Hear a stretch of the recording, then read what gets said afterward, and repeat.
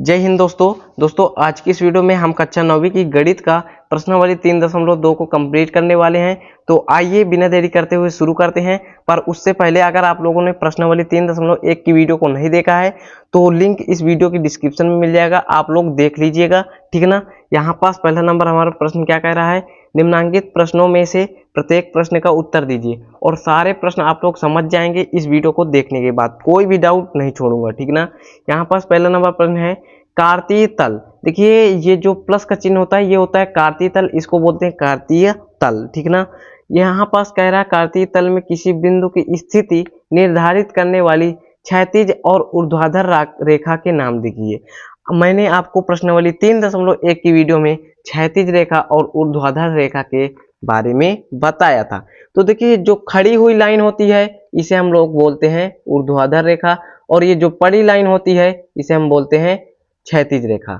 तो इस क्षैतिज रेखा को हम लोग बोलते हैं वाई अक्ष, ठीक ना। क्या बोलते हैं, वाई अक्ष, या आप बोल सकते हैं कोटि, ठीक ना। और ये जो खड़ी लाइन है इसको हम बोलते हैं, क्या बोलते हैं, इसको हम बोलते हैं यहाँ पास एक्स अक्ष, ठीक ना। एक्स अक्ष या बोले हम लोग भुज, ठीक ना, भुज बोले या एक्स अक्ष बोले, समझ गए। तो हम लोग यहाँ पास इसका उत्तर क्या लिखेंगे, यहाँ पास इसका उत्तर ये लिखेंगे कि कार्तीय तल में किसी बिंदु की स्थिति निर्धारित करने वाली क्षैतिज और ऊर्ध्वाधर रेखाओं के नाम लिखिए। तो यहाँ पास हम लोग लिखेंगे क्षैतिज रेखा का नाम। क्षैतिज रेखा का नाम क्या होता है, क्षैतिज रेखा का नाम होता है यहाँ पास क्षैतिज रेखा ये है, यानी कि इसको बोलते हैं कोटि, ठीक ना। और कोष्ठ में लिख दीजिए वाई अक्ष, ठीक है ना। और जो ये जो खड़ी हुई लाइन है इसे हम बोलते हैं यानी कि ऊर्ध्वाधर रेखा, ऊर्ध्वाधर रेखा। और इसको हम बोलते हैं क्या, भुज नाम से जानते हैं, और हम जानते हैं किस नाम से, वाई एक्स अक्ष से, सॉरी एक्स अक्ष। यहाँ पास बहुत ही आसान प्रश्न था, समझ गए होंगे। यहाँ पास अब ये दूसरा नंबर प्रश्न आ जाता है, क्या है, इन दो रेखाओं से बने तल के प्रत्येक भाग के नाम बताइए। देखिए ये तल कितने हैं, चार, एक तल, दो तल, तीन तल, चार तल। इन तलों के नाम हमें बताना है। देखिए मैंने आपको 3.1 की प्रश्नावली में बताया था, ये होता है आपका प्रथम चतुर्थांश, ये दूसरा चतुर्थांश, ये तीसरा चतुर्थांश, ये चौथा चतुर्थांश। यहाँ पास हम लोग लिखेंगे उत्तर, ठीक ना। तो बने तल के प्रत्येक भाग के नाम लिखना, यानी कि पहला नंबर हो जाएगा, यह हो जाएगा प्रथम चतुर्थांश, ठीक ना, प्रथम चतुर्थांश। फिर काम हो जाएगा सेकंड चतुर्थांश, क्या हो जाएगा, चतुर्थांश। और क्या हो जाएगा, तीसरा चतुर्थांश, यहाँ पास लिख दीजिए तीसरा चतुर्थांश। और कामा में चौथा चतुर्थांश। ये आपका उत्तर हो जाएगा, यानी कि ये चार तल होते हैं। यहाँ पास अब आपका आ जाता है तीसरा नंबर प्रश्न, क्या कह रहा है, उस बिंदु का नाम बताइए जहां ये दो रेखाएं आपस में प्रतिच्छेदित होती है। प्रतिच्छेदित का मतलब दोनों रेखाएं आपस में मिलती है। देखिए जब दोनों रेखाएं आपस में मिलती हैं तो यहाँ पास मिलती हैं, ठीक ना। तो इस बिंदु को हम बोलते हैं बच्चों मूल बिंदु बोलते हैं। क्या बोलते हैं, मूल बिंदु। यहाँ पास एक शब्द में आंसर लिख देंगे कि उस बिंदु का नाम बताइए जहां ये दो रेखाएं आपस में प्रतिच्छेदित करती है, यानी कि उस बिंदु का नाम है मूल बिंदु। बस यही आपका उत्तर हो जाएगा। नेक्स्ट प्रश्न आपके स्क्रीन के सामने क्या कह रहा है, आकृति 3.14 देखकर निम्नलिखित के को लिखिए। यहाँ पास आकृति को देखना है, ये वाली आकृति, ठीक है ना। यहाँ पास इस आकृति को देखकर हमें इनके उत्तर देने हैं। पहला नंबर कह रहा है बी के निर्देशांक। बी कहाँ है, यहाँ पास बच्चों आप देख सकते हैं बी आपका यहाँ है। अब इसका निर्देशांक आपको पता करना है, कैसे पता करेंगे निर्देशांक इसका पता करने के लिए, यहाँ पास सबसे पहले x की वैल्यू जानते हैं, उसके बाद y की वैल्यू। क्या बोला, पहले x की वैल्यू रखते हैं उसके बाद y की वैल्यू। तो यहाँ पास x अक्ष में जाएंगे, ये x अक्ष है, तो 0 से x अक्ष की ओर आएंगे तो यहाँ पास ये क्या आया, 5, माइनस का 5 है, यानी कि माइनस का 5 लिख दिए। कामा है, कामा y की ओर कितना बढ़े, यानी कि ऊपर की ओर कितना बढ़े, यहाँ पर 0 से 2 बढ़े, ठीक ना। तो ये b के स्थान पर आया, 0 से 2 बढ़े, या यहाँ से 2 बढ़िए तो यहाँ पास आ जाएगा, यानी कि ये हो जाएगा। यानी कि b के निर्देशांक माइनस का 5,2 यही आंसर हो जाएगा। समझ गए, कोई दिक्कत नहीं होनी चाहिए। दूसरा नंबर प्रश्न है सी के निर्देशांक। सी आपका कहाँ है, दर्शाइए सी कहाँ है भैया। यहाँ पास सी आपका ये यहाँ है, सबसे पहले मैंने बताया एक्स अक्ष की वैल्यू को प्राप्त करते हैं, उसके बाद वाई अक्ष की वैल्यू को प्राप्त करते हैं।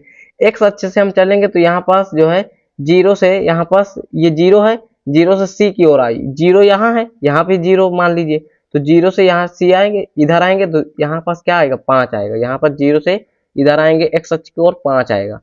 अब वाई अक्ष में चलेंगे तो इस जीरो से यहाँ पास सी के स्थान पर चलेंगे, जीरो से यहाँ पास चलेंगे सी के स्थान पर, या यहाँ से बोले जीरो से सी के स्थान पर चलेंगे तो माइनस का 5 प्राप्त होगा, यानी कि एक्स अक्ष का 5 और वाई अक्ष का क्या है माइनस का 5। तो 5 कामा माइनस का 5 ये सी के निर्देशांक है, क्या है 5 कामा माइनस का 5, ये उत्तर हो जाएगा।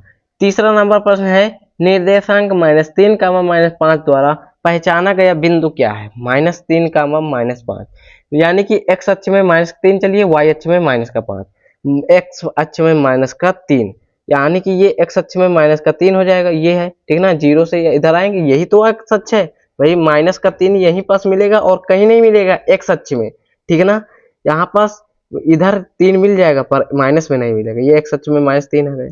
अब कह रहा है -5, यानी कि -5 कहाँ हो जाएगा, ये -5 है, तो यहाँ पास एक्स अक्ष में -3 और वाई अक्ष में -5, यानी कि ये बिंदु मिल रहा है ई, यहाँ पास क्या कौन सा बिंदु मिल रहा है, ई मिल रहा है, यानी कि यहाँ पास इसका उत्तर हो जाएगा ई, समझ गए। अब यहाँ पास ये चौथा नंबर प्रश्न है निर्देशांक 2 कामा -4 द्वारा पहचाना गया बिंदु कौन सा है, 2 यानी एक्स अक्ष की ओर x 2 चलिए, वाई अक्ष की ओर -4 चलिए, एक्स अक्ष की ओर 2 चलिए, यानी कि एक्स अक्ष क्या है ये 2, यहाँ पास ये 2 आ जाएगा, यानी कि प्लस का 2 है, इधर आएंगे ठीक है ना, जीरो से ये 2, ये एक्स अक्ष की वैल्यू है। अब वाई अक्ष की ओर -4, तो वाई अक्ष की ओर यानी जीरो से इधर आएंगे, ये वाई अक्ष की वैल्यू ठीक है ना, माइनस है तो नीचे आएंगे तो ये -4 है, यानी कि एक्स अक्ष का 2 वाई अक्ष का 4, यहाँ पास आएगा जी बिंदु आएगा, आपका आंसर हो जाएगा जी बिंदु, समझ गए। यहाँ पास ये 5वां नंबर है डी का भुज, भुज का मतलब क्या होता है बच्चों, एक्स अक्ष की वैल्यू पूछ रहा है, ठीक ना, यहाँ पास डी का भुज, यहाँ पास ये जो डी है यानी कि एक्स की वैल्यू बताओ, भुज का मतलब मैंने आपको बताया था एक्स अक्ष ठीक है ना, तो यानी एक्स अक्ष की वैल्यू इसमें क्या है, यहाँ पास जीरो से यहाँ पास डी तक आने के लिए कितना हमें चलना पड़ेगा, यहाँ पास जीरो से 6 चलना पड़ेगा, यानी डी का भुज हम बता सकते हैं कि 6 है, ठीक ना। कोटि की बात करता है यानी ऊपर की ओर चलते जीरो से 2 होता है, ठीक ना, ये डी का मान क्या होता है जीरो से 2, यहाँ पर जीरो से 2, ठीक ना, यानी कि कोटि होता है 2 और भुज है 6। यहाँ पास आपका ये छठा नंबर प्रश्न है बिंदु एच की कोटि, यहाँ पास एच की कोटि पूछ लिया, एच आपका ये है, यानी वाई अक्ष का मान, यानी कि जीरो से एच की ओर आइए तो -3 प्राप्त होगा, ये जीरो यहाँ पास इसको यहाँ पास मान लीजिए, तो जीरो से एच की ओर आएंगे तो क्या है -3 आएगा, यानी कि बिंदु एच की कोटि हो जाएगी -3, ये आपका आ जाएगा। यहाँ पास 7वां नंबर प्रश्न है बिंदु एल के निर्देशांक, एल आपका कहाँ है, ये एल है ना, यहाँ पास ये एल है, अब इसके निर्देशांक कैसे पता करेंगे, यहाँ पास x और y की वैल्यू को ज्ञात करके हम इसके निर्देशांक को पता करेंगे। 3.1 की प्रश्नावली में मैंने इस तरह के प्रश्न को समझाए थे, ठीक ना, उस वीडियो को जरूर देख लेना इस वीडियो के बाद। L यानी कि x अक्ष में कितना चलेंगे, इधर तो चलेंगे नहीं क्योंकि ये y अक्ष में है, इधर एक भी नहीं चलेगा, यानी कि हम लोग इधर क्या जीरो चलेंगे, ठीक ना, यहाँ पास x की वैल्यू हो जाएगी 0 कामा, y की ओर चलेंगे यानी कि ऊपर 1 2 3 4 5, यानी कि 0,5 हो जाएगा, वाई अक्ष में क्या चलेंगे 5 हो जाएगा, समझ गए। अब यहाँ पास लास्ट है 8वां नंबर बिंदु एम के निर्देशांक, एम कहाँ है आपका, एम भैया कहाँ है, ये है, तो एक्स अक्ष में कितना चलेंगे, यानी कि जीरो से जो ये एक्स अक्ष है तो यानी कि ये एक्स अक्ष में क्या चला -3 चला, तो -3 लिख दीजिए कामा, वाई अक्ष में चलेंगे ऊपर तो जाएंगे नहीं क्योंकि ये तो एक्स अक्ष में ही है, तो यानी एक्स अक्ष में ही है, इसलिए हम लोग इसको 0, वाई के स्थान पर क्या लिख देंगे 0। बच्चों क्या यहाँ तक सारे प्रश्न आप लोग समझ गए, उम्मीद करता हूँ यहाँ तक के प्रश्न आप लोग समझ गए होंगे और यहाँ तक के प्रश्नों को करने में आपको कोई भी दिक्कत नहीं हुई होगी। तो मिलते हैं नेक्स्ट वीडियो में, आप लोग वीडियो को लाइक कर देना और चैनल में नए हो तो चैनल को सब्सक्राइब कर देना। तब तक के लिए जय हिंद जय भारत।